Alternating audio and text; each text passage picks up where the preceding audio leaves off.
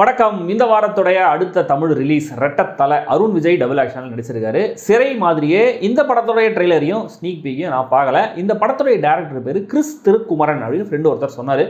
பேர் வித்தியாசமாக இருக்குது, புது இயக்குனர் போல் அப்படின்னு அப்போ நினச்சேன். அதுக்கப்புறம் தான் அது CHRIS கிறிஸ் இல்லை KRIS கிறிஸ் அப்படின்னு புரிஞ்சுது. அண்ட் இவர் வெறும் திருக்குமரனா மான் கராத்தே கெத்து அப்படின்னு 2 படங்களை டைரக்ட் பண்ணியிருக்காரு. சித்தி இத்னானி, தானியா ரவிச்சந்திரன், ஹரிஷ் பேரடி, ஜான் விஜய், யோகேஷ் சாமின் நிறைய பேர் இந்த படத்தில் நடிச்சிருக்காங்க. சாம் CS மியூசிக் பண்ணியிருக்காரு. இந்த ஆக்ஷன் த்ரில்லர் எப்படின்னு தெரிஞ்சுக்கிறதுக்கு முன்னாடி சப்ஸ்கிரைப் பண்ணலாம், சப்ஸ்கிரைப் பண்ணுங்கள். வீடியோ எப்படி இருக்குங்கிறத கமெண்ட் பண்ணுங்கள். பிடிச்சிருந்தா லைக் பண்ணுங்கள், ஷேர் பண்ணுங்கள். சேனலுக்கு கூடுதல் சப்போர்ட் பண்ணணும் அப்படின்னு நினச்சிங்கன்னா மெம்பராகவும் ஜாயின் பண்ணலாம். Mild spoilers ahead.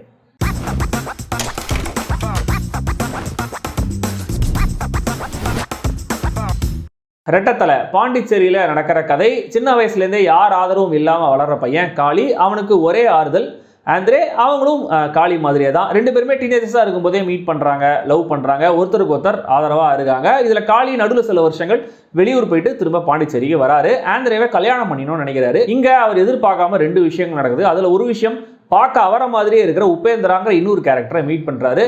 இந்த மீட்டிங்கோட அவருடைய வாழ்க்கை மொத்தமாக மாறுது. அது என்ன, எப்படி, ஏன், இதெல்லாம் தான் இந்த ரெட்டத்தலை.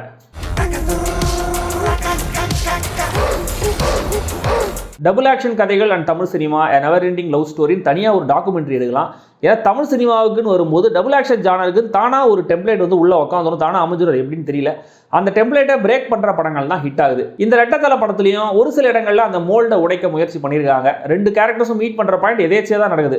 அதுக்கப்புறம் ரொம்ப ட்ராமாட்டிக்கலாக எதுவும் நடக்கலை. நம்ம 2 பேரும் எப்படி ஒரே மாதிரி இருக்கணும் கூட 2 பேரும் பேசிக்கல. ஜஸ்ட் சகஜமாக அதை ஏற்றுக்கிட்டு தண்ணி அடிக்க ஆரம்பிச்சிடுறாங்க. இதுக்கப்புறம் ஒரு விஷயம் நடக்குது ஆக்சுவலாக. அதுவும் கூட அந்த டெம்ப்ளேட்டை மீற ஒரு முயற்சி தான்.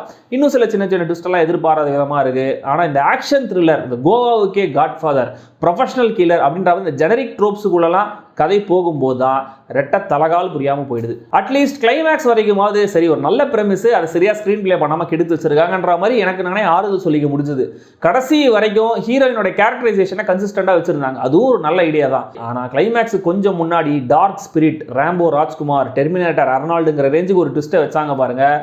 ஃபுல் அப்புறம் ஏன்டா பிளேட்டை வச்சேன்னு வடிவேலு கேட்குற மாதிரி மொத்த படத்தையும் ஒரு பாயிண்ட்லெஸ்ஸான ஒரு படமாக, அவத்த களஞ்சியமாக மாற்றி நம்மளை முட்டாளாக்குறாங்க.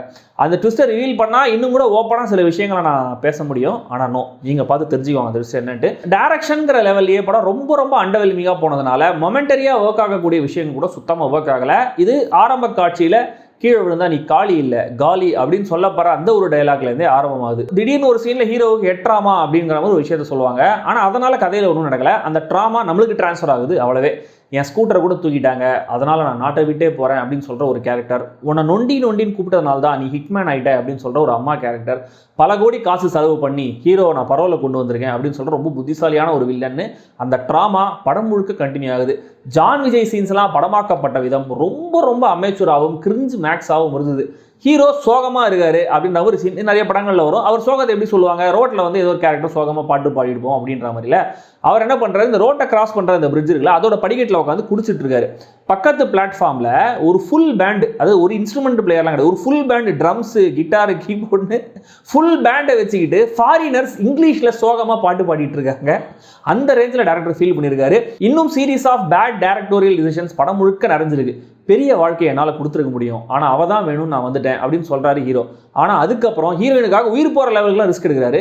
அதான் அந்த பெரிய வாழ்க்கையை கொடுத்துருக்க முடியும்ல, அப்புறம் இந்த ரிஸ்க்லாம் எடுக்கணும் அப்படின்னு நம்மளுக்கு தோணுது. ஆனால் அதுக்கு ஆன்சர்லாம் இல்லை. படத்தில் ஒரு கேரக்டரை கொலை பண்ணோம் அப்படின்னு முடிவு பண்ணதுக்கப்புறம் கையில் துப்பாக்கி இருக்குது, தூரத்துலேருந்தே கன் எடுத்து சுட்டுருக்கலாம்ல, இல்லை பக்கத்தில் போய் தலையில் கன்னை வச்சு சுட ட்ரை பண்ணி அது ஒரு சண்டையாகி ஒருத்தர் அடிச்சுக்கிட்டு அதுக்கப்புறம் தான் இவர் தான் அவரை சுடுறாரு. ஏன்னு தெரியல. ரயில்வே ஸ்டேஷனில் ஒரு சண்டை நடக்குது, ஆனால் அப்ரப்டாக அப்படியே கட் ஆகிடுது. அதுக்கப்புறம் அடுத்த சீனில் ஹீரோ சேஃப் ஆயிடுறாரு. இது என்ன மேஜிக் அப்படின்னு புரியல. ஹீரோயினை ஒருத்தர் பிடிச்சி வச்சுட்டு ஃபோன் பண்ணி மிரட்டுறாரு. ஆனால் அடுத்த சீன்லேயே அவங்க சேஃபாக ஹீரோ பக்கத்தில் உட்காந்துட்டு இருக்காங்க. இதுவும் என்ன மேஜிக்னு தெரியல. ஒருவேளை இது ஒரு மேஜிக் ரியலிச படமாக இருக்குமோ அப்படின்னு கூட எனக்கு தோணுச்சு. இதில் தானியா கேரக்டரை அண்ணன் ஒருத்தர் வராரு. ஹீரோ ரகசியமாக பாத்ரூம் போனால் கூட அங்கே வந்து சண்டை போட்டுட்டு இருக்காரு. எப்படின்னு தெரியல.